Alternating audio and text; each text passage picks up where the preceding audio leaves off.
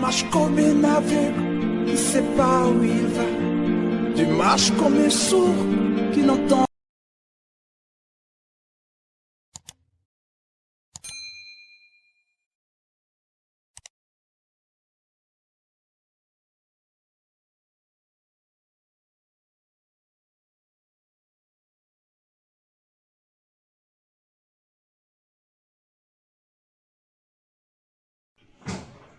Bon, il y a une question qui me vient tardivement. Oui. Je voulais savoir, est-ce que pour les alliances concernant Satan, c'est forcément Bérite qui est envoyé, de manière Gabriel est souvent envoyé en ce qui concerne l'alliance de Dieu avec son peuple? Merci pour cette question. Nous allons venir, il y a un point, nous allons parler de ça. Vous allez comprendre. Notez cette question quelque part. Lorsqu'on va arriver sur ce point, on va expliquer ça. D'accord? J'espère que tu notes pour ne pas oublier. Alors, parlons de la deuxième mission du démon Bérite. On dit, ce démon est le chef des chérubins de l'abîme. Chef des chérubins de l'abîme, pour ici montrer que de même que l'ange, l'archange Gabriel, est l'archange ou le chef des anges messagers, c'est-à-dire que Gabriel est un archiviste. De même aussi, le démon Baal-Bérite est aussi l'archiviste. Il gère toujours le classement des dossiers, les affaires, c'est lui qui gère. Troisième mission, parmi les missions, c'est que le démon de juin, Baal-Bérite, il est fourbe et pousse les gens au blasphème et au meurtre, en utilisant l'avidité et la gourmandise qui excitent les gens à faire des alliances et des serments au démon. Je m'explique sur cette émission. C'est-à-dire, qu'est-ce qui se fait? Vous allez voir que l'archange Gabriel, lorsqu'il se présente à vous, il pousse les gens à la crainte de Dieu.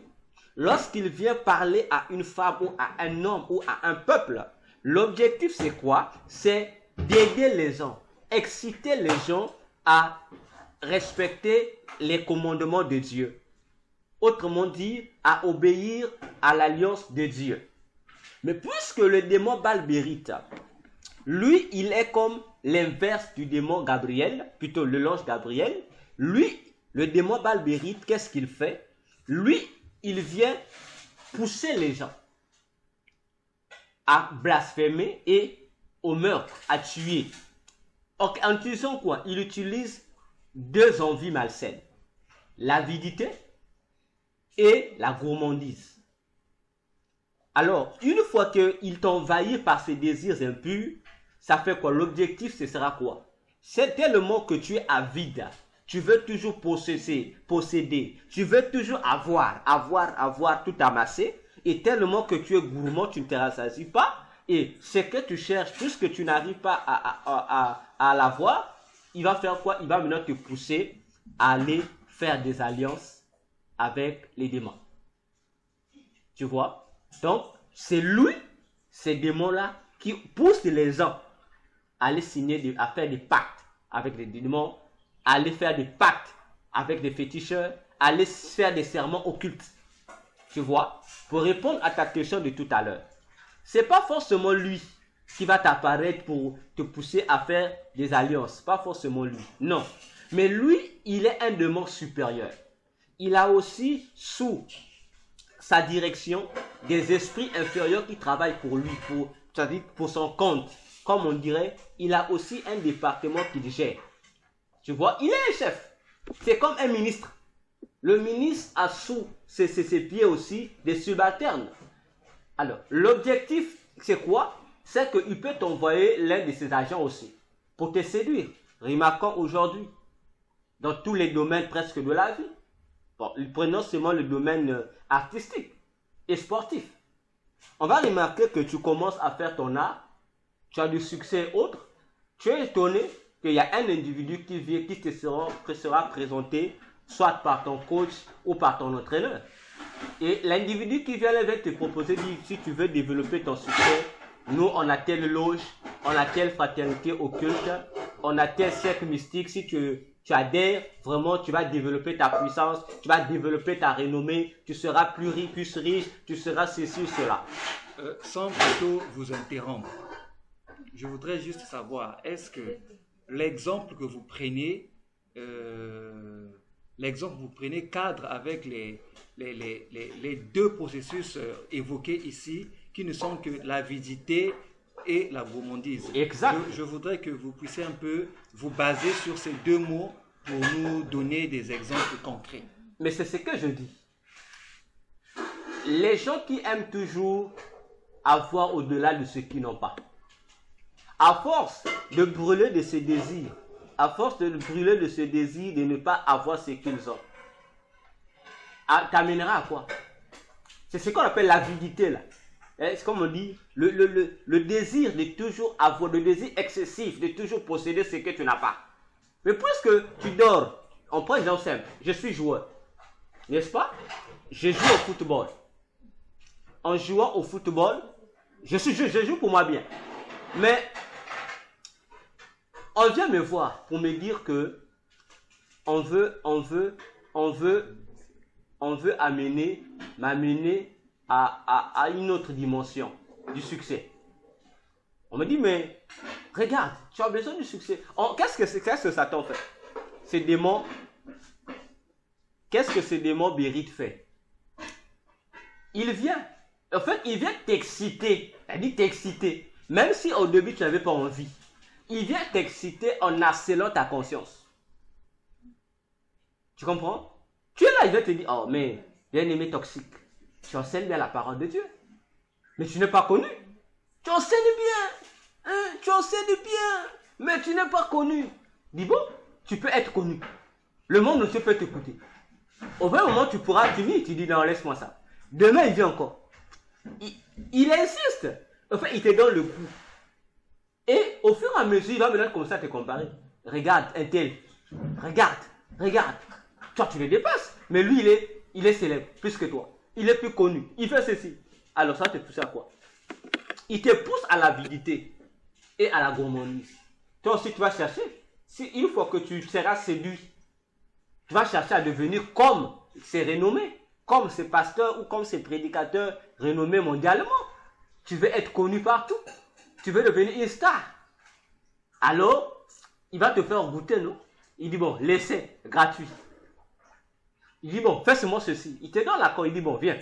Tu t'imagines, toi, il y a un ennemi toxique, que tu viens de faire une prédication, et tu es surpris que par cette prédication, tu as eu 1 milliard de vues. Et automatiquement, tu as 100 millions d'abonnés sur ta chaîne YouTube. Tu as dit quoi? Oh, ça a marché. Il vient te dire, oh, tu peux encore avoir plus. Donc, il t'excite à chercher toujours à l'avidité, à avoir plus. Mais il te dit, la condition, c'est quoi? C'est seulement une alliance avec le monde obscur. Rends ton tel louche. Tu comprends un peu? Ou touche au fétiche. C'est ça qui amène les gens à cette avidité, cette gourmandise. C'est pourquoi Paul disait même aux gens chrétiens d'éviter la cupidité. Parce que c'est une idolâtrie. C'est là où Paul disait, ne cherchez pas trop à vous enrichir, au risque de tomber dans le piège de la richesse. Quel est le piège de la richesse? C'est la cupidité. Et Salomon disait dans le proverbe que le riche ne se rassasie pas d'argent. Tout le jour, il veut toujours amasser. C'est la même chose pour les pauvres. Non. Mais le riche, c'est comme le pauvre. La richesse, ce n'est pas une question de pauvre ou de riche. Non. La richesse, c'est un état de bien-être. Voilà. Bon, tu as pour toi bien. Tu dis non, ça c'est petit, je dois encore monter. Non, tu as reçu des milliards. Non, je dois encore monter. Et au fur et à mesure que tu cherches ça, et qu'est-ce qui va se passer? La tentation va t'amener à faire quoi? Faire de ça maintenant un culte. C'est pourquoi Proverbe disait, pour le riche, sa richesse c'est comme pour lui un bouclier, c'est comme un dieu. C'est pourquoi tu vas remarquer, dans le monde entier, la plupart des riches ne prient pas. Lorsque tu leur parles de Jésus, ils te disent c'est la foutaise. Lorsque tu leur parles de la Bible, ils te disent que c'est une perte de temps. Mais si tu leur parles de la franc-maçonnerie, tu leur parles de la rose-croix, tu leur parles des cercles mystiques, ils sont contents.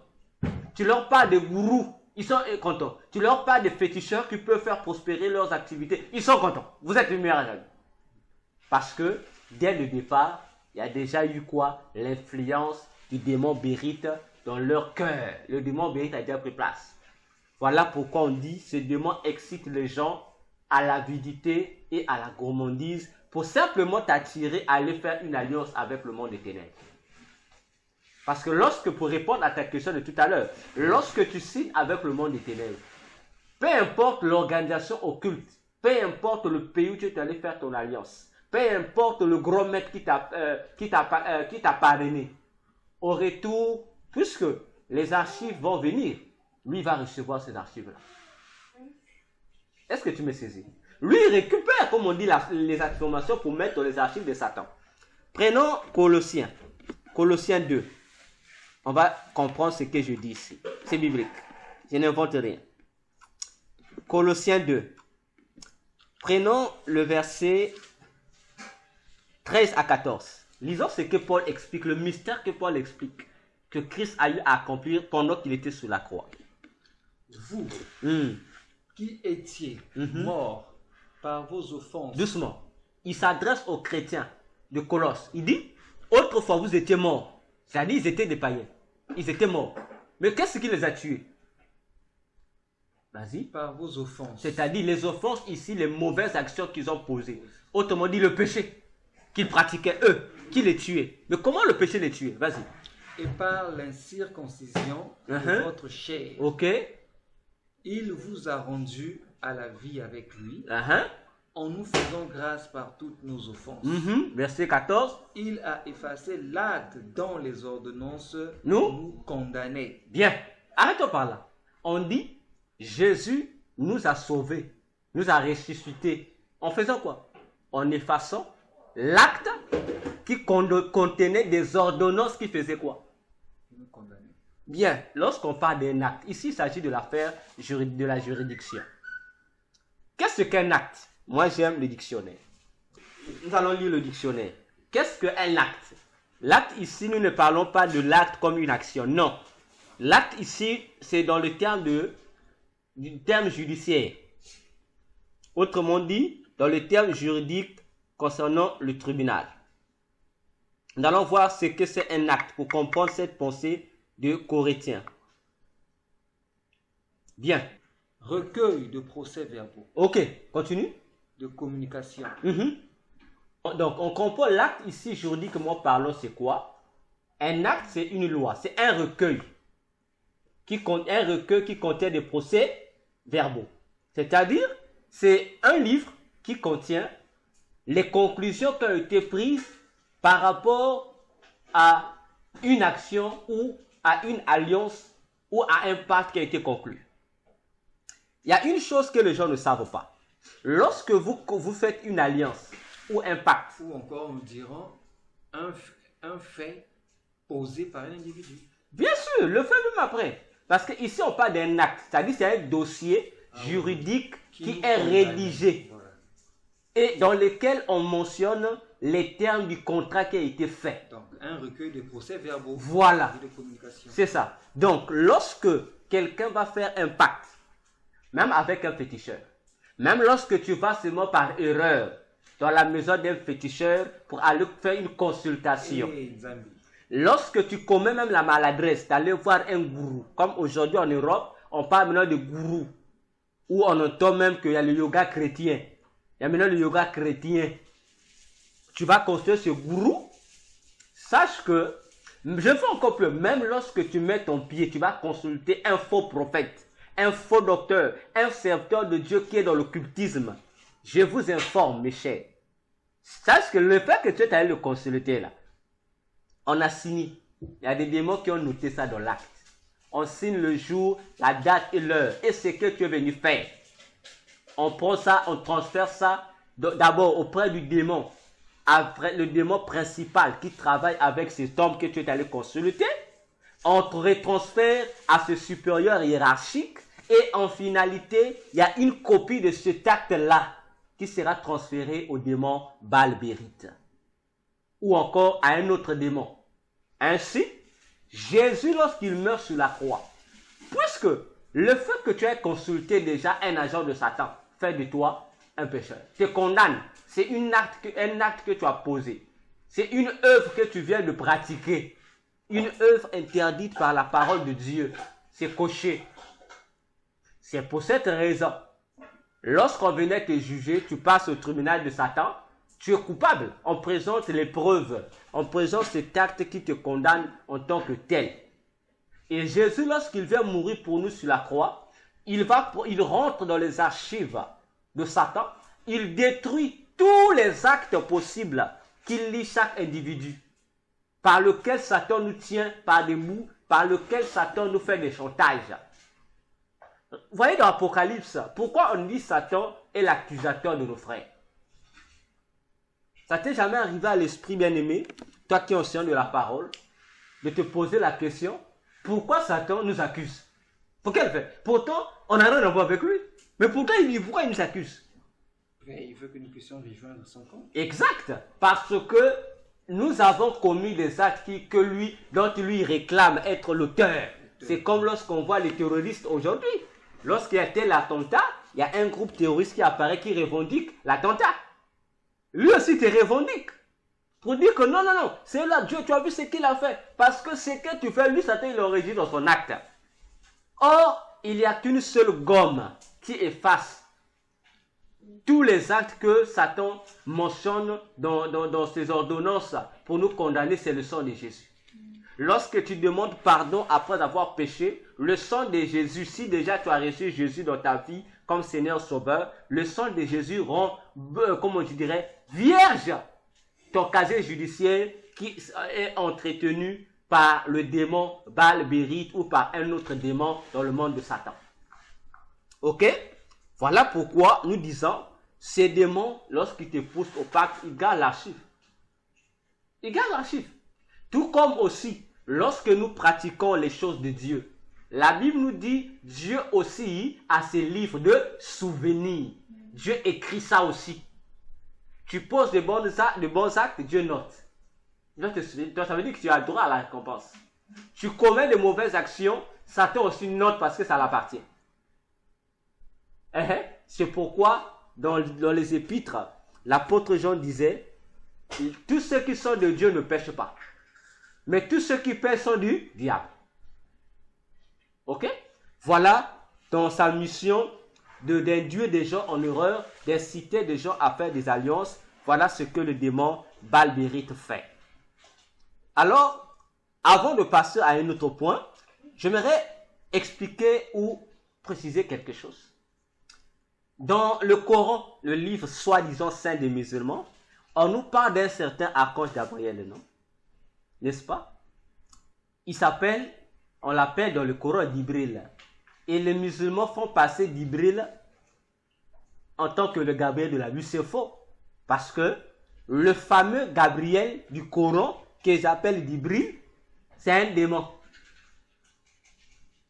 C'est un démon qui, dans le Coran, joue la même fonction que l'archange Gabriel. Ok? Et ce démon appelé Gabriel dans le Coran ou d'Ibril, c'est un démon qui siège parmi les 24 veillards de Satan. Parmi les 24 veillards de Satan, ce démon-là, que le Coran appelle par d'Ibril, qui se fait passer pour Gabriel, pour comprendre que c'est un démon. Regarde comment Satan est bête, comme j'ai toujours dit. Dans le Coran, on dit que l'archange Gabriel, c'est lui le Saint-Esprit. Déjà, si le musulman était intelligent, il devait comprendre que non, Mahomet lui a induit en erreur. Parce que si Mahomet confirme dans le Coran, s'il confirme, tout le Coran confirme que le Coran n'est rien d'autre qu'un rappel de ce qui est écrit dans la Bible, que les Juifs et les chrétiens lisent tous les jours. Mais je pense que il devait comprendre que la Bible précise que le Saint-Esprit, ce n'est pas l'ange Gabriel. Que l'ange Gabriel, c'est un ange et que le Saint-Esprit, c'est l'Esprit de Dieu. Mais si dans le Coran, l'ange Gabriel, c'est le Saint-Esprit et Gabriel, c'est l'Esprit de Dieu, comprenez qu'on ne parle pas du Saint-Esprit de la Bible. On ne parle ni du Gabriel de la Bible, ni du Saint-Esprit de la Bible. Mais le Gabriel du Coran, qui s'est révélé à Mahomet, qui a donné le Coran à Mahomet, c'est un démon. qu'on appelle Gabriel dans le monde de Satan, et il fait partie des 24 vieillards qui siègent autour de Satan. C'est pourquoi le Coran nous précise que l'évangile du Coran provient de l'ange Gabriel. Or, l'évangile de la Bible a été révélé, a commencé à être annoncé par un ange Gabriel qui a commencé à annoncer à Zacharie qui est descendu jusqu'à Marie. Est-ce que tu me saisis? Pour faire comprendre ici que nous devons faire très attention avec certains sectes occultes comme l'islam. Parce que l'islam n'a été qu'inventé pour mieux combattre les chrétiens. Et je vais révéler une chose au monde que peut-être les gens ignorent. Oui, je sais que plusieurs sont ceux qui l'ignorent. On pense que l'islam est né comme ça, comme les imams essaient de le raconter de manière mensongère, que c'est Gabriel qui s'est révélé à Mahomet pendant qu'il était sur le mont Hira, dans la grotte, il priait. Mais demandez qu'on vous explique. On dit que pendant que Mahomet était dans cette fameuse grotte pour prier, on dit que Mahomet a vu une lumière. Un être de lumière qui est venu le révéler le Coran. Mais attention, la Bible nous dit dans 2 Corinthiens 12 quoi? Puisque Satan se déguise en ange de lumière, il n'est pas étonnant aussi que ses ministres se déguisent en évangélistes. Donc on comprend réellement l'identité du démon ou de l'esprit qui s'est révélé à Mahomet, si c'était véritablement l'archange de Gabriel de la Bible. L'archange qui a dit que l'humanité doit être sauvée par Jésus. Et que dans le Coran, chez Mahomet, il va dire non, ce n'est plus Jésus qui doit être le sauveur, c'est maintenant Mahomet. Il y a problème. Et on comprend par là que, je disais, le Coran, l'islam, la religion musulmane, l'islam, n'est pas tombé du ciel comme il veut développer. C'est une religion qui a été, je dirais, fabriquée depuis le monde des ténèbres et concrétisée sur notre terre des humains par l'Église catholique, le Vatican. L'islam, je répète, n'est que l'invention du catholicisme. C'est le catholicisme, le Vatican, l'Église catholique qui a inventé la religion musulmane. Mahomet n'est qu'un disciple du catholicisme. La femme qu'on a mis à côté de Mahomet, c'est une femme, la première femme de Mahomet, qu'on appelle Khadija. Mais posez aux musulmans qui était Khadija. Khadija était catholique. Elle était une femme catholique qui va au couvent. Ça, si les musulmans ne veulent pas vous dire, on vous le dit. Mahomet était la femme de Mahomet. Khadija était une veuve qui vivait au couvent. Elle était une fidèle catholique, à 100% catholique. Et comment elle a fait pour se retrouver dans les... Je t'explique. Lorsque le monde de Satan a pris la résolution qu'il fallait créer une religion qui devait contredire le christianisme. Pour faire quoi? Pour faire régresser l'avancement du christianisme. Il a été voté quoi? Il a été voté qu'il fallait inventer cette religion islamique. Et l'organisation satanique s'était établie. Et le Vatican a pris la relève sur la terre pour concrétiser le plan établi. Le plan établi, c'était de trouver quelqu'un qui avait l'audace de faire ce qu'il fallait faire. Ok? Et on a vu que Mahomet était le candidat propice. Un pauvre type comme Mahomet, un illettré, un ignorant. Qu'est-ce qui va se passer? On va donc prendre Khadija depuis le couvent. Elle sera formée, transformée, préparée à cette mission-là de faire quoi? D'être en contact avec Mahomet, d'épouser Mahomet. Parce qu'elle était riche, Mahomet n'avait rien. Donc c'est le mariage entre Mahomet et Khadija, ça s'est passé comme ça. C'est Khadija qui a épousé Mahomet. En épousant Mahomet, c'est quoi? Le Vatican avait aussi quelqu'un qui connaissait les Écritures. C'était le cousin de Khadija, celle qui deviendra la femme de Mahomet. C'était qu'on l'appelait Waraka. Cet homme, ce cousin-là, Waraka, il était qui? Il faisait partie des sectes chrétiennes qui étaient à cette époque-là, au Moyen-Orient là-bas. Parmi les sectes bizarres qui mélangeaient un peu de tout, qui n'étaient pas trop dans l'évangile. Et c'est Waraka qui fut chargé par le Vatican à instruire Mahomet sur certaines fausses doctrines, sur la Bible. Et lorsque vous voyez certaines doctrines dans le Coran, si vous prenez la doctrine enseignée par Waraka, faites des recherches, tapez sur internet Waraka, on vous présentera la branche sectaire du christianisme dans laquelle il était. Vous allez comparer, vous allez retrouver le même évangile le Coran. Donc c'est Waraka qui a pris son soin d'instruire Mahomet sur certains points de la Bible. En dehors de la visitation du démon Gabriel qui s'est révélé à Mahomet, le démon Gabriel est venu pour donner à Mahomet une mission. Et la suite a été faite par ce hérétique Waraka qui a complicité avec sa cousine et sous la direction du Vatican qui a donné à Mahomet ce qu'est devenu aujourd'hui le Coran. Et pour votre information, si vous prenez le Coran en français, on vous dira sur la préface que ce Coran a existé du vent de Mahomet. C'est faux, parce que le Coran a été écrit plusieurs années, je dirais 20 ans après la mort de Mahomet. Voyez-vous? Voyez comment le Vatican a utilisé pour créer l'islam. Et c'est ce que les gens ne savent pas. Et les gens se posent la question, mais si c'est ainsi, pourquoi y a-t-il eu conflit entre les musulmans et les catholicistes après? Mais c'est une diversion pour vous divertir, pour essayer de brouiller les pistes. C'est ce qu'ils utilisent. Voilà pourquoi vous allez voir que l'esprit qui anime les musulmans est purement une préfiguration de l'esprit qui va animer tous ceux qui vont travailler sous la gérance de l'Antichrist sur terre. C'est cet esprit-là. Qu'est-ce que les musulmans vantent le plus? N'est-ce pas l'épée qu'ils appellent la Shaïda? Même dans leur drapeau, vous allez voir cette épée-là, qu'on appelle la Shaïda. Ils appellent ça, souvent ils se prononcent ça, c'est la Shaïda. Ils prononcent cette épée-là. Et ce qui est étonnant, dans l'Apocalypse, lors de la grande tribulation, Jésus a dit, celui qui tuera par l'épée, mourra par l'épée. Ok? Et c'est ça. Et vous allez regarder dans le monde entier, il n'y a pas une organisation religieuse qui tue les chrétiens plus que les musulmans. Mais cela avait aussi été annoncé dans la Bible. Si nous prenons Jésus dans Jean 16, bien aimé, si tu es là, tu peux lire. Prends Jean 16, versets 1 à 3. Tu vas comprendre, Jésus aussi avait aussi parlé de l'islam. Je vous ai dit ces choses afin qu'elles ne soient pas pour vous une occasion de chute. Ils vous excluront des synagogues. Et même l'heure vient où quiconque vous fera mourir croira rendre un culte à Dieu. Frère, répète-moi d'abord la phrase là. Et quiconque vous fera... Non, l'heure vient où quiconque vous fera mourir croira rendre un culte à Dieu. Exact. N'est-ce pas ce que font les musulmans? N'est-ce pas la recommandation majeure dans le Coran? C'est tuer les chrétiens, tuer les juifs et les chrétiens. Pourquoi? Parce que Éphésiens 2 nous dit les juifs et les chrétiens sont de la même famille. Ils adorent le vrai Dieu.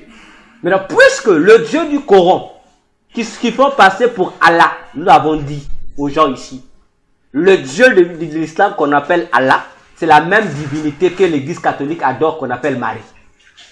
C'est la même déesse, c'est la même divinité. Donc, les musulmans et les catholiques ont une même divinité. Ils adorent la même déesse. Alors, vous allez voir que ce que les musulmans ont fait, avant que les musulmans ne le fassent, les catholiques ont fait ça. Les catholiques ont déclenché les pédophiles. Ils ont tué les chrétiens. Mais pour essayer d'embrouiller, ils ont fait semblant d'être chrétiens, mais ils ont transmis la relève à un autre groupe, à une autre création d'eux-mêmes, toujours, qui est l'islam. Vous allez voir, lorsqu'ils ont tué un chrétien, il est content. Il est content. Donc pour lui, il trouve qu'il est vraiment heureux, parce qu'il exécute ce que le Coran dit. C'est un culte pour lui, il rend culte à Allah. Voilà pourquoi ils ont créé ce qu'ils ont appelé la djihad. Et renseignez-vous dans l'histoire.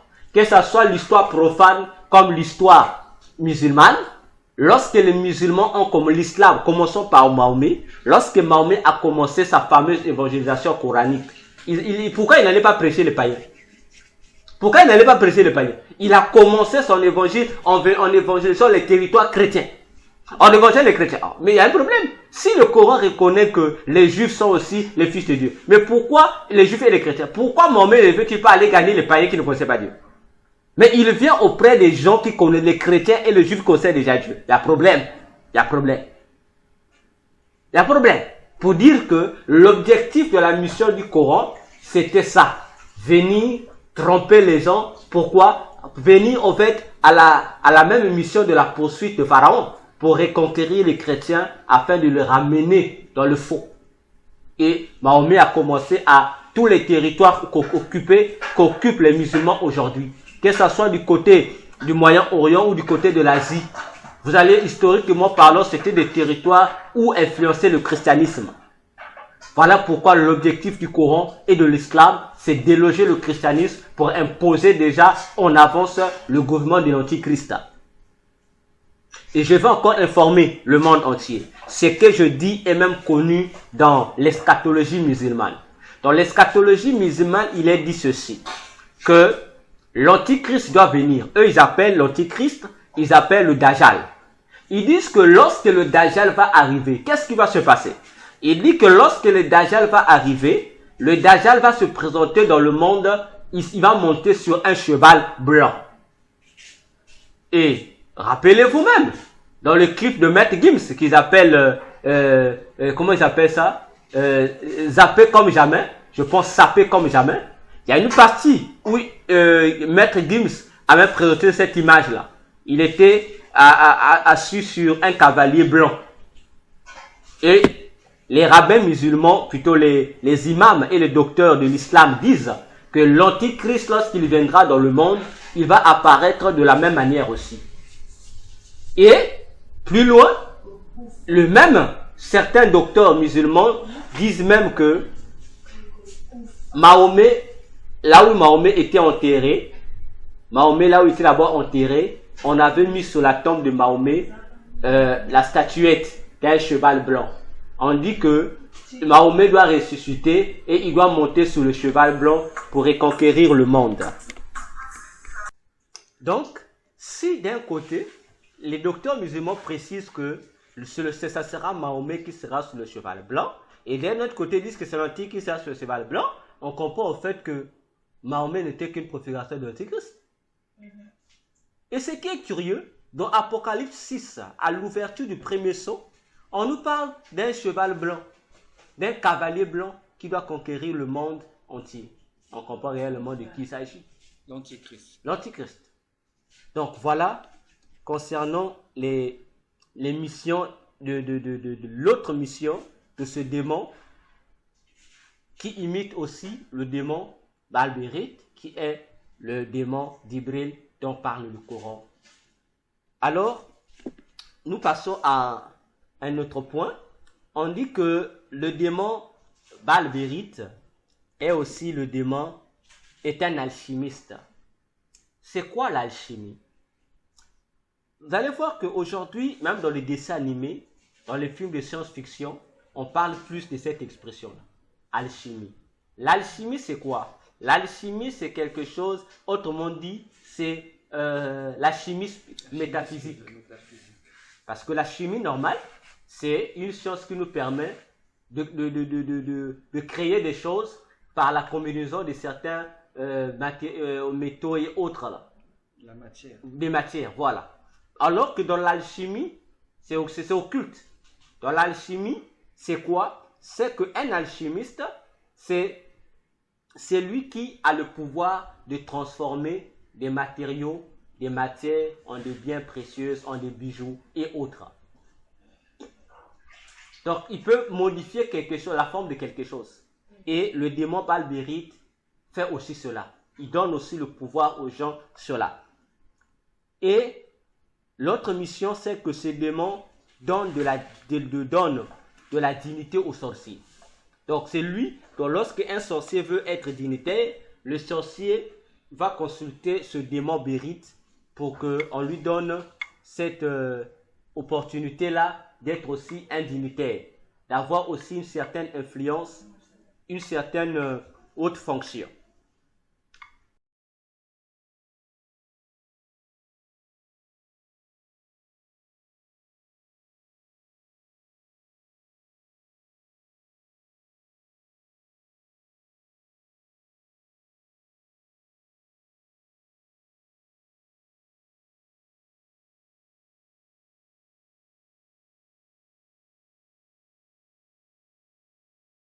Alors, parlons de la deuxième fonction de ce démon, plutôt l'autre mission de ce démon qui reflète son nom, c'est que le démon Baal-Bérith, puisque Baal-Bérith signifie le Dieu des alliances.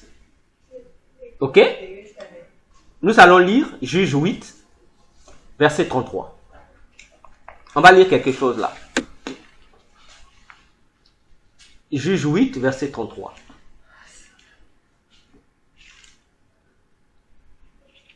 Juge 8, verset 33. Juge 8, verset 33. Juge 8. Blanc est devenu noir à cause de la faim. Juge 8, verset 33. Oui, Juge 8, 33. Nous dit, Euh, lorsque oui. Gédéon Mhm. fut mort, Oui. les enfants d'Israël recommencèrent à se prostituer au Baal. Uh-huh. Ils prirent Baal-Bérith pour leur Dieu. Ok. Mhm. Les enfants d'Israël ne se souvinrent point de l'Éternel, leur Dieu, Mhm. qui les avait délivrés de la main de tous les ennemis qui les entouraient. Mhm. Et ils n'eurent point d'attachement pour la maison de Jéroubal, Mhm. de Gédéon, Mhm. après tous les biens qu'ils avaient faits à Israël. Mhm. Abimelech- 33? Je suis maintenant arrivé à 35. Non, c'est bon. Donc nous comprenons ici qu'après la mort de Gédéon, le peuple d'Israël est allé faire quoi? S'allier au Baal. Au pluriel maintenant. C'est-à-dire au démon. Et on dit parmi ces démons-là, il y a eu un démon qui est devenu leur principal. C'est qui? Le démon Baal-Bérith. Donc, Baal-Bérith, c'est le démon maître de toutes les cérémonies ou alliances que nous appelons ancestrales ou traditionnelles. C'est lui qui gère. Donc, lorsque vous voyez, lorsque tu arrives dans les villages où on pratique les rituels que nous avons traditionnels, la tradition là, c'est que font nos ancêtres là, ou nos grands-parents. C'est que les cérémonies qu'ils font là, les rituels, c'est lui qui parraine ces rituels. Le démon là, c'est ce démon Baal-Bérith. Ouais, par exemple, chez nous au Congo, lors des cérémonies de mariage coutumier, Mhm.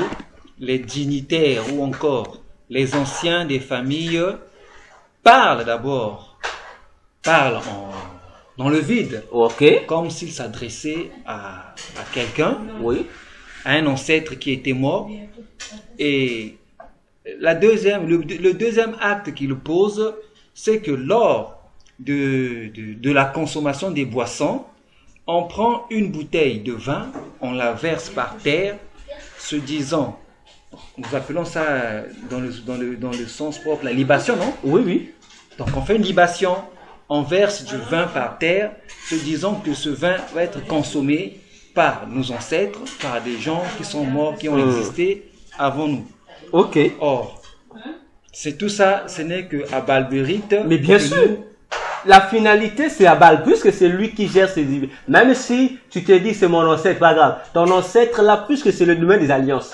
Ça veut dire que le Dieu des alliances, le pacte, c'est lui qui contrôle ces alliances sataniques, c'est Baal-Bérith. Donc toi tu as ton pourcentage, la gloire doit passer à Baal-Bérith. Baal-Bérith en son tour aussi prend une part et remet jusqu'à ce que la gloire va repartir au grand maître Satan. à Lucifer. Voilà. C'est pourquoi vous allez voir que les rituels traditionnels sont souvent en contradiction avec la parole de Dieu. C'est à cause de ces choses-là. Les gens ne comprennent pas. Lorsque nous interdisons certaines pratiques ou rituels traditionnels ou ancestrales ou coutumiers, les gens se fâchent contre les églises. Et vous allez me remarquer, aujourd'hui, que disent les traditionnalistes? Non, nous on préfère l'église catholique, on préfère l'église kimbanguiste, on préfère l'armée du salut, on préfère mais les églises qu'on appelle les rebelles, là nous on ne les aime pas parce que eux ils viennent s'opposer à nous. Je ne sais pas à quelle base. Simplement parce que les églises qu'ils préfèrent autorisent les rituels Ok. traditionnels. Parce que ces églises-là appartiennent aux démons. Or, les églises qu'on appelle de réveil ou évangéliques sont en compte, l'esprit qui les anime est en totale contradiction avec l'esprit qui encourage ces genres de bêtises traditionnelles. Voyez-vous, c'est pourquoi en Afrique, il y a une guerre qui est en train d'être montée entre les religions dites des Noirs et le christianisme. Les religions où on dit on n'a pas besoin de Jésus. Jésus est venu pour les Blancs. Jésus c'est le Messie des Blancs. Nous on a nos dieux noirs. Nous on a nos dieux africains. Nous ceci. Et ces religions des Noirs sont, j'ouvre une parenthèse, sont des gens qui ont été mandatés depuis le monde des ténèbres pour faire quoi? Pour préparer du côté de l'Afrique la venue de l'Antichrist. Lorsque l'Antichrist paraîtra, en Afrique, les gens qui vont encourager les Africains à adorer l'Antichrist, ce sont des religions là, ces religions des Noirs. Les Ngunza, comment on l'appelle, les Kimangues, les religions en fait, vous les connaissez, les religions des Noirs qui refusent la Bible. Qui disent nous sommes restés aux religions des ancêtres. Il y en a certains qui ne refusent pas la Bible, mais qui font du mélu-mélo. Voilà, qui disent mélangent. Que la Bible la Bible appartient aux Noirs, le blanc s'en est proprié, le blanc a usurpé. Sinon que la Bible appartient aux Noirs. Et même les Hébreux, les premiers Hébreux furent les Noirs. Ça c'est la mouvance qu'on appelle les Juifs messianiques, en fait. Ça quitte ça. En fait, c'est cette pensée des Juifs messianiques qui vient coloniser ces Noirs-là. Voilà. Sinon, les religions traditionnelles des Noirs, là, eux, le vrai, là, eux, qui disent que Jésus, ils n'ont rien à voir avec Jésus. C'est eux-là qui vont servir, qui vont pousser les gens à servir aussi Christ. Et remarquez encore, je vais peut-être scandaliser les gens. Le démon Balbérite est aussi invoqué dans plusieurs églises sous le nom de Nkolo. Hein? L'enseignant de la parole. Ça t'étonne, non? Non. Non, laisse-moi chanter. Chante pour toi. Chante. Non. Oh, chante, papa, chante. Moi, je n'ai rien dit. Je te dis seulement, le démon Balbérite est aussi invoqué dans plusieurs églises sous le nom de Nkolo. Déjà, on sait qu'en lingala, Seigneur veut dire Nkolo. Oui. N'est-ce pas? Oui. N'est-ce pas, non? C'est une tradition littérale. Voilà. Maintenant, regarde comment Satan nous embrouille. Le Nkolo de ça existe, non? Le démon Balbérite, il est aussi invoqué comme Kolo. Maintenant, pour le découvrir, lorsque tu vois des églises qui prétendent être des églises de Jésus, mais lorsque tu rentres, tu vois les pratiques culturelles sont des pratiques qui sont faites dans les traditions africaines. Comprends que le Kolo qu'ils invoquent là, c'est pas Dieu. C'est pas Jésus. C'est ce démon Balbérite. Ok? Et au Mali, il est invoqué sous le nom de C. On l'appelle C. Je sais pas si je prononce bien. On l'appelle C au Mali. Le même démon, Balbérite.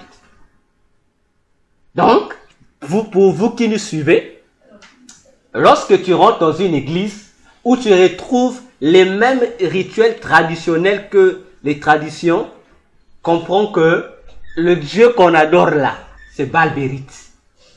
Et il y a aussi des églises où lorsque tu rentres, il y a des interdits semblables aux interdits que donnent les guérisseurs, que donnent les féticheurs ou les autres occultistes. Comprends que le Dieu qu'on adore là-bas, c'est Balbérite, c'est pas le vrai Dieu. Ça fait quand même mal à la tête. Ah, Ce que vous dites. c'est ça le problème. Voilà pourquoi je vais scandaliser les gens. Non. Vous le scandalisez déjà. Déjà, ça me dépasse. Tu sais pourquoi ça fait mal à la tête? Allez-y.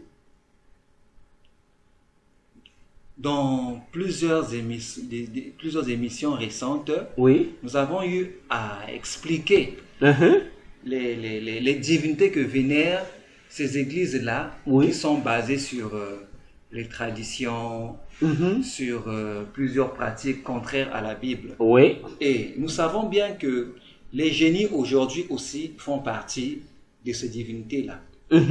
C'est comme ceux qui vont dans les forêts pour la cueillette des plantes qui guérissent.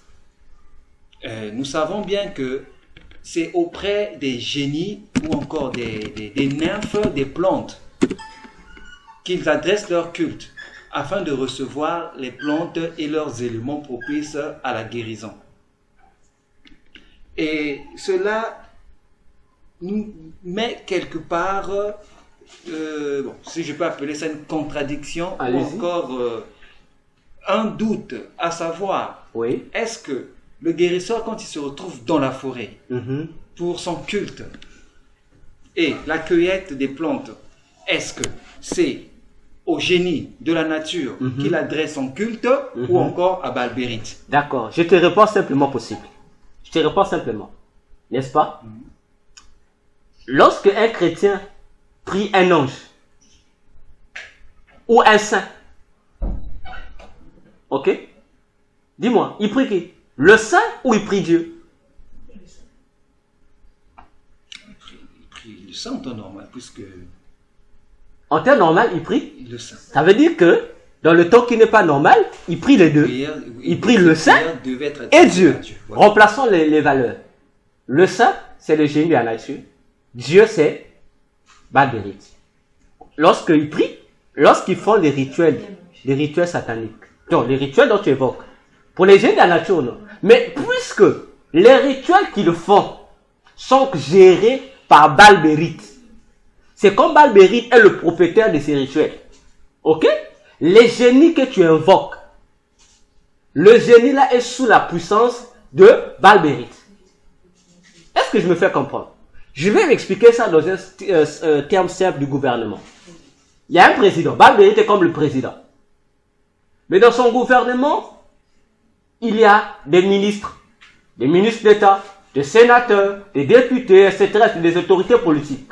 Lorsque toi, tu vas être en contact avec une autre divinité, si le rituel qui sera fait, c'est des rituels qui appartiennent au démon Balbérite, sache que ton démon à toi venait négocier à Balbérite. Et en retour, le don que tu auras te soumet, à l'esprit que tu as invoqué, et à tous les esprits avec qui, par le moyen desquels, avec qui le génie est allé contracter des alliances, au moyen desquels ta solution est arrivée. Est-ce que tu comprends le chemin? Moi, je suis Balbérite. Ok? Toi, tu es le génie de la nature. Une personne vient te voir et te dit, bon, moi, je vais mettre au monde un enfant. N'est-ce pas? Toi, le féticheur, lui dit, moi, je travaille avec le génie de la nature. Maintenant, le génie de la nature sait que le produit dont il a besoin pour satisfaire au client du féticheur se trouve entre les mains de Balbérite. Pour arriver à Balbérite, il y a une offrande que le génie doit faire. C'est pourquoi qu'est-ce qui se passe? Le génie de la nature va ordonner au féticheur de faire certains rituels. Or, les rituels qui sont faits là, c'est pour demander l'intervention du démon Balbérite, du démon des alliances. Est-ce que tu comprends? Quand le féticheur te dit non, on doit faire telle alliance la nuit. Mais pourquoi les féticheurs et les gourous qui font les rituels n'expliquent pas l'objectif des rituels? On va te demander les rituels à 3 étapes. On doit te baigner d'abord. Mais pourquoi te baigner? On ne vous explique pas. Or, chaque rituel, d'abord le génie même pour l'invoquer, il a ses propres rituels. Les esprits qui viendront secourir le génie aussi ont leurs rituels. C'est pour qu'on te fait passer des rituels, mais puisqu'on ne t'explique pas. Or, ces rituels, c'est l'intervention pour amener tous les esprits qui doivent intervenir à ton problème pour les invoquer en marche. Voilà comment ça se passe. Voilà pourquoi tu vois, lorsque tu viens, le féticheur te dit, bon, achète-moi les coris ou ce qu'on appelle chez nous les colas. Parfois, il fait sur place chez lui, parfois il invoque ses statuettes. Parfois, il dit non, ça il faut qu'on aille en forêt. Pour dire non, les esprits qui travaillent avec lui dans sa maison ou dans son temple ne peuvent pas. Il doit faire le recours à d'autres esprits. Et si les esprits de génie de la forêt n'arrivent pas, c'est là on va dire non, on va procéder à un autre rituel. Pour faire intervenir, comme on dit, les esprits supérieurs. Voilà comment les choses fonctionnent dans le monde de Satan. Tu vois, c'est pourquoi nous disons, dans toute église où tu rentres, on donne des interdictions qui ressemblent aux choses de la tradition. Non, ici, chez nous, pour venir prier, il faut enlever les sandales. Frère, sors. Sors. Tu rentres dans une église où on vous dit que frère, si tu n'as pas le foulard sur la tête là, ah non, tu ne peux pas prier. Impossible, Dieu ne peut pas le faire. Frère, sors. Nous viendrons, on va parler de ce foulard-là. On aura toute une émission de parler. Le voile, le foulard, on va en parler. On va en parler. Tu vois un peu? Il y a des églises comme ça.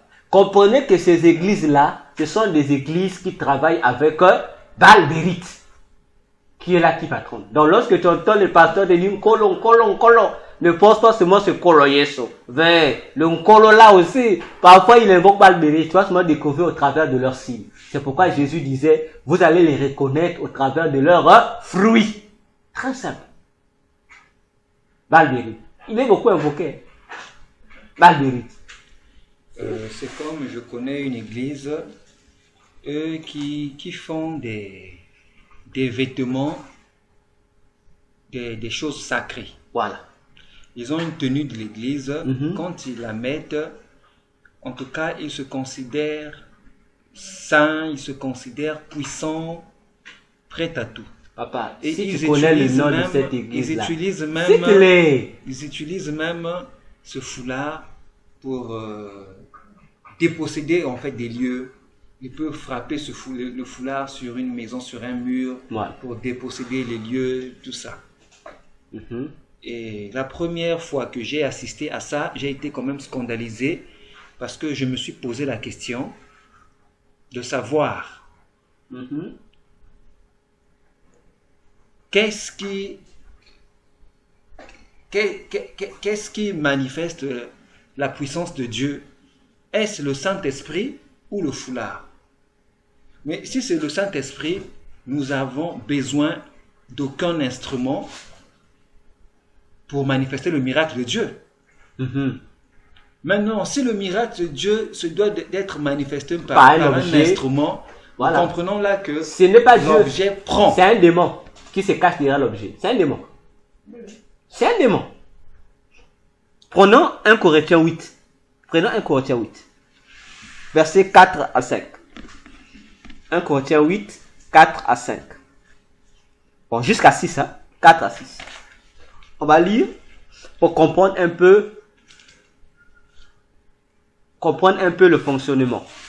1 Corinthiens 8, oui. 4 à 5. Oui. Pour ce qui est donc de manger des viandes sacrifiées aux idoles, nous savons qu'il n'y a point d'idole dans le monde et qu'il n'y a qu'un seul Dieu. Car s'il est des êtres qui sont appelés Dieu, soit dans le ciel, soit sur la terre, comme il existe réellement plusieurs dieux et plusieurs seigneurs. Arrête-toi là. Au début, Paul parle de quoi? Il traite une affaire concernant les viandes sacrifiées aux idoles, non? Est-ce qu'une idole pas? Non. C'est une statuette, ou comme on appelle un objet sacré. Mais on venait sacrifier les idoles. Les chrétiens, les populations de Corinthe venaient donner les offrandes, les viandes. Imagine-toi, l'enseignant de la parole toxique, qu'on prenne un bon gibier, on vient mettre là, devant une idole. Mais, c'est ce que font les traditionnels, non? Ou les mystiques, ou ceux qui font l'occultisme. Mais on se pose la question, mais qui mange ça? Paul te répond, il dit, il y a plusieurs dieux où? Sous? Il y a plusieurs dieux, soit dans le ciel, soit sur la terre. Comme il existe réellement plusieurs seigneurs. Plusieurs dieux et seigneurs. Verset 6. Mais, néanmoins, pour vous, il n'y a qu'un seul Dieu, le Père, de qui viennent toutes choses et pour qui nous sommes. Amen. Arrête-toi par là. On nous fait comprendre que dans les cieux, il y a plusieurs dieux. Sur la terre aussi, il y a plusieurs dieux et seigneurs. Mais pour nous, les chrétiens, il n'y a qu'un seul Dieu. Un seul Seigneur qui est Jésus-Christ. Est-ce qu'on comprend? Donc, les gens qui travaillent comme cela, ils travaillent avec des démons et des esprits. Et aujourd'hui, l'expression c'est quoi? Les gens se cachent derrière le mot onction. C'est l'onction. Hey, mes frères, tu vois comment Satan joue avec nous, hein? On cite l'onction. C'est l'onction. L'onction agit. Mais l'onction veut dire quoi? C'est l'huile, non? Mais l'onction là, c'est l'huile là. L'huile là, c'est quoi? Pourquoi ne pas dire c'est la puissance de Dieu? Peut-être c'est un mot utilisé. On se cache parce que l'esprit qui agit derrière se confond au Saint-Esprit. À tel point que les gens maintenant font un culte du Saint-Esprit. J'aimerais savoir, docteur, Allez-y. n'utilisez-vous pas le terme onction? J'utilise le mot onction, oui. Mais lorsque je dis l'onction, je précise l'onction de Dieu ou l'onction du Saint-Esprit. Je suis précis dans mes mots. Parce que dire ça, moi, l'onction agit. On te pose, l'onction veut dire quoi? C'est comme si tu disais la parole agit. Quelle parole? Si tu dis la parole de Dieu agit, on comprend mieux ce que tu dis. Si la parole agit, après tu nous fais comprendre, non, je parlais de la parole de Dieu. Il n'y a pas un sens. Voyez-vous? J'aimerais savoir, Allez-y. quand nous disons une onction d'huile, Voilà. là c'est de quelle onction qu'on parle? C'est l'action de oindre. C'est ce que nous appelons une Oui, onction en fait, c'est d'huile. l'onction là qu'on évoque, voilà. L'onction d'huile. C'est-à-dire le sens de déverser l'huile sur quelqu'un, sur quelque chose. Or, il y a une onction qui est, comment on dit, un effet produit par exemple par quelque chose. Oui. C'est comme l'effet que te produit le Saint-Esprit. Ça peut être une secousse par exemple. Oui. Les gens peuvent appeler ça aussi onction. Oui, parce que, au fait, c'est un terme, comment dire, un terme générique. Fait pour expliquer l'événement qui se fait. Comme si on disait, la secousse qui se fait est le résultat de l'onction que j'ai reçue. Mais nous coupons tout court, on dit c'est le fait de l'onction. Maintenant, il faut préciser, c'est le fait de l'onction de Dieu. Parce que l'onction de Satan aussi existe. Regardez dans ces églises traditionnelles, où les esprits mauvais agissent. Les gens, à un moment donné, on prie, il n'y a rien. Tu vois, les gens commencent à être en transe. Les gens commencent à crier. Bêtement, on dit non, c'est l'onction. Non, non, non, arrêtez de nous divertir. Non. Voilà comment le démon Balbérite agit dans ces églises-là. Ok? Alors, dernière mission dont nous allons parler pour le concernant le démon Balbérite, c'est que il provoque la rancune et la vengeance. Comment? En ramenant dans le cœur des gens les mauvaises choses dont ils ont été victimes. Est-ce que tu me comprends? C'est-à-dire, il suscite en toi la haine et la rancœur vis-à-vis des mauvaises choses qu'on t'a fait subir. Tu peux être là, tu vois. Tu peux être là, il y a quelqu'un peut-être dans le passé qui t'avait fait du mal. Ok? Toi, tu gères même pas ça. Pour toi, c'est pas un problème. Mais subitement, dès que tu vois la personne, tu commences à sentir en toi, ces actions mauvaises commencent à revenir. Et pendant que ce dégoût siège dans ton cœur, ça te donne l'envie de faire quoi? De te venger ou de faire aussi du mal à la personne. Et le démon Balbérite fait aussi partie des démons qui ressuscitent ces mauvais instants-là, ces mauvais désirs-là. C'est pourquoi la Bible nous dit, ne rendez pas le mal par le mal, mais surmontez le mal par le bien. Et là aussi, nous devons faire très attention. Surtout des gens qui disent, moi lorsque je vois telle personne, même si c'est qu'il a fait ça date, mais ça revient toujours, mon frère, ma soeur, tu dois te repentir, tu dois fermer cette porte, parce que par cette porte, le démon Balbérite fait quoi? Il te détruit. Il t'incite au mal, pour te pousser à pécher, pour t'amener à te déconnecter avec ton Dieu. Parce que ce n'est pas à toi de te venger. La Bible dit, la vengeance et la rétribution appartiennent à l'Éternel, ton Dieu. Toi, ton problème, c'est de prier. Donc voilà, boucler les missions du démon principal de juin, qui est le démon Balbérite. Alors, bien-aimés, l'enseignant de la parole, avant que nous ne passions à la mission de ce démon en ce mois de juin 2022, est-ce qu'il y a des questions par rapport à ce que nous avons vu sur l'émission du démon Balbérite? J'ai pas vraiment de questions. Oui. Mais j'ai une suggestion. Allez-y. À propos des personnes qui veulent savoir comment orienter leur prière vis-à-vis de ces vérités qui sont révélées. Non, la prière, nous allons revenir. Ne t'inquiète. À la fin, nous allons prier. On va prier. Et on va expliquer. Je te donnerai la parole.